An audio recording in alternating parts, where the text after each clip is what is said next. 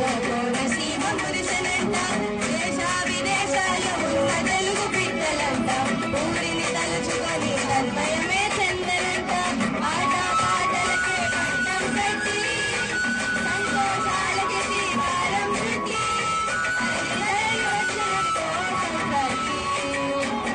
చిరునామా రాయలసీమ కోనసీమ పంట చేల నడుమ కరువాల గోదావరి పారేనమ్మ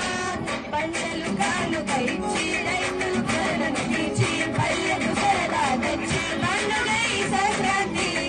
పసిపాల జల్లు పచ్చని పొదల్లు పళ్ళతో పల్లెలన్నీ విలసిల్లు